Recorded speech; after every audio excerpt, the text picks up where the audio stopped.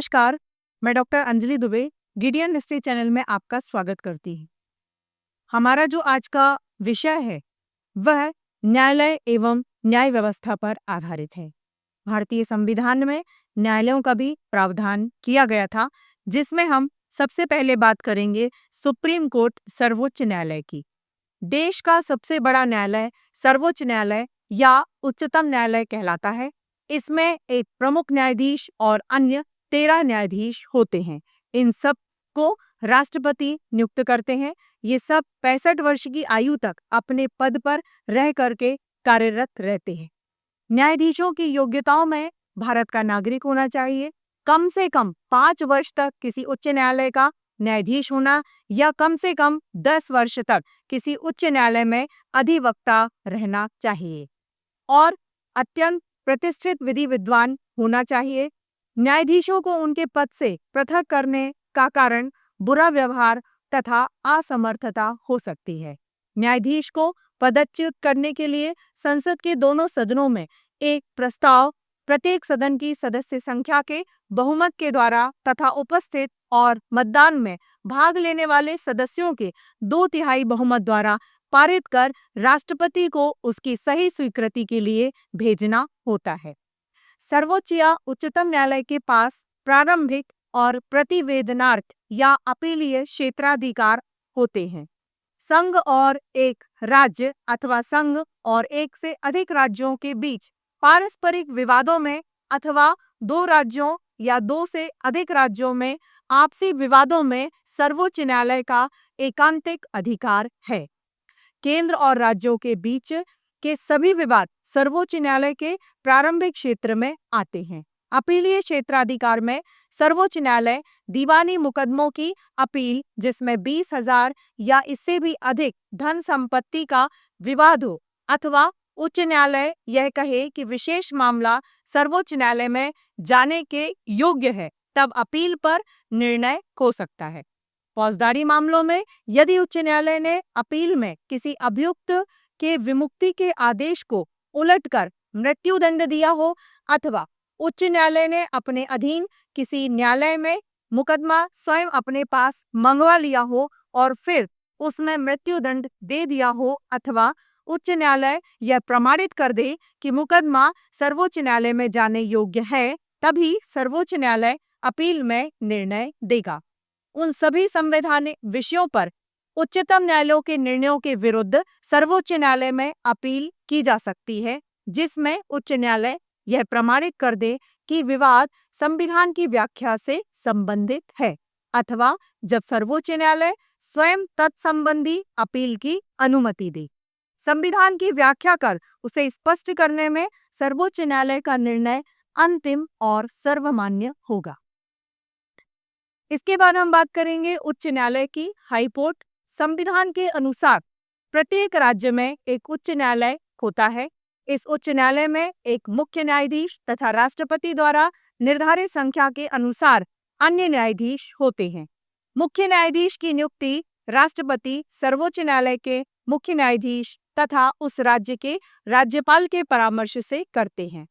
अन्य न्यायाधीशों की नियुक्ति करते समय राष्ट्रपति सर्वोच्च न्यायालय के मुख्य न्यायाधीश और उस राज्य के राज्यपाल तथा उस राज्य के उच्च न्यायालय के मुख्य न्यायाधीश के परामर्श से करते हैं।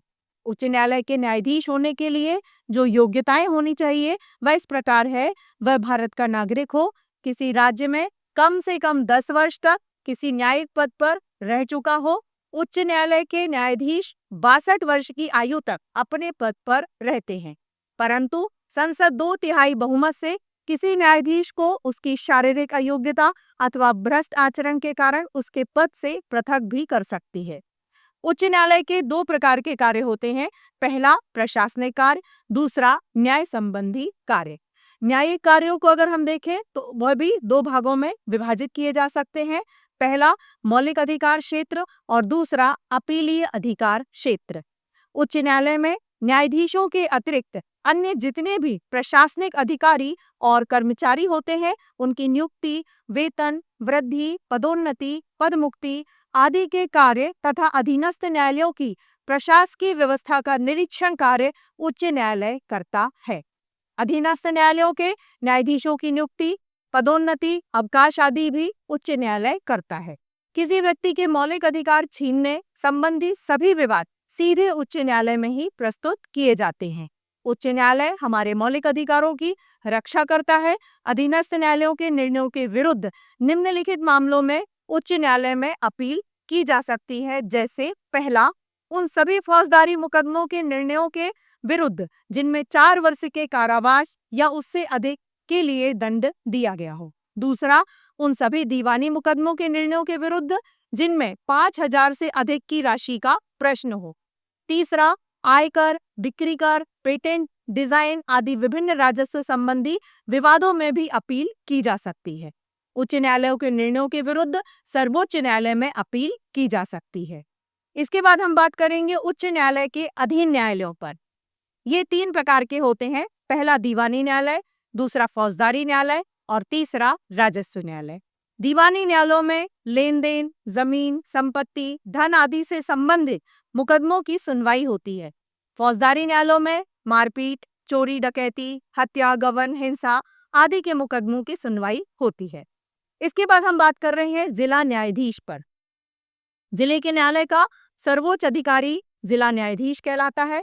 जिला न्यायाधीश की नियुक्ति उच्च न्यायालय के परामर्श से राज्यपाल करते हैं। जब वह दीवानी मुकदमे में सुनता है और निर्णय देता है तब वह जिला न्यायाधीश होता है, और जब वह फौजदारी मुकदमे सुनता है और निर्णय देता है तब वह सत्र न्यायाधीश कहलाता है। जिले के अन्य अधीनस्थ न्यायालयों के विरुद्ध अपील की सुनवाई जिला न्यायाधीश के द्वारा होती है।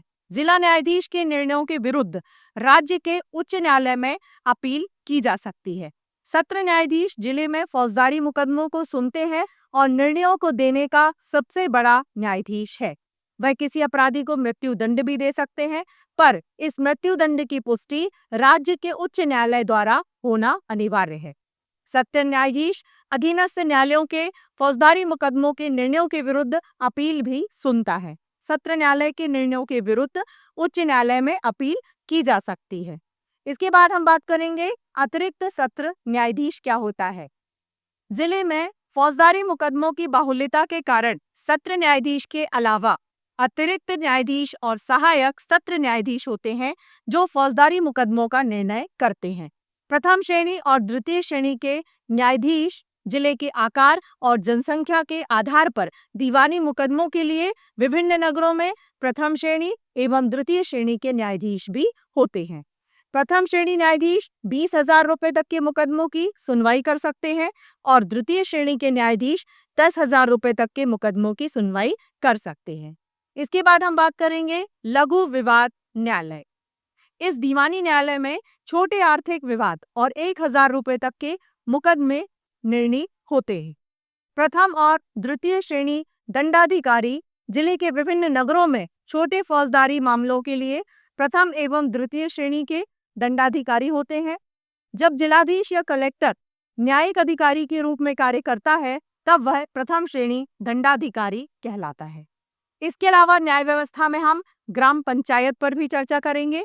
ग्रामीण क्षेत्रों में निर्वाचित सदस्यों की ग्राम पंचायत होती है जो छोटे छोटे विवादों को सुनती है और निर्णय देती है, परंतु पंचायत किसी अपराधी को जेल नहीं भेज सकती। इसके बाद हम देखेंगे राजस्व न्यायालय। राज्य में भू राजस्व संबंधी मुकदमों के निर्णय के लिए राजस्व के विभिन्न न्यायालय होते हैं। सबसे पहले बात करेंगे राजस्व मंडल। राज्य के भू राजस्व संबंधी विवादों के निर्णयों के विरुद्ध अपील सुनने और राजस्व विषय के विवादों के निर्णय के लिए एक राजस्व मंडल होता है। इस मंडल के निर्णय के विरुद्ध उच्च न्यायालय में अपील भी की जा सकती है। इसके बाद हम चर्चा करेंगे संभाग आयुक्त। कुछ जिलों को मिला करके एक संभाग बनाया गया है। राजस्व की दृष्टि से उस संभाग का सर्वोच्च अधिकारी कमिश्नर या संभाग का आयुक्त कहलाता है। वह अपने संभाग के राजस्व के मुकदमों को सुनता है और निर्णय देता है। फिर हम देखेंगे जिलाधीश को। तो जिले का सर्वोच्च राजस्व अधिकारी जिलाधीश होता है जो अपने जिले के राजस्व के मामले निर्णीत करता है। उनके निर्णय के विरुद्ध अपील संभाग आयुक्त को होती है। हम बात कर रहे हैं अनुविभागीय अधिकारी की। तो प्रत्येक जिले के आकार के अनुसार उसे कुछ उप विभागों में विभाजित किया जाता है। इस उप विभाग का अधिकारी डिप्टी कलेक्टर होता है। यह जिलाधीश के अधीन कार्य करता है और राजस्व के मुकदमों को निर्णीत भी करता है। इसके बाद तहसीलदार, प्रत्येक जिला कुछ तहसीलों को मिलाकर के बनाया जाता है। तहसील का सर्वोच्च अधिकारी तहसीलदार होता है और वह भी राजस्व के विवादों को निर्मित करता है। उनकी सहायता व सहयोग के लिए नायब तहसीलदार भी होते हैं। कभी कभी राजस्व के अधिक कार्यभार के कारण अतिरिक्त तहसीलदार भी होते हैं।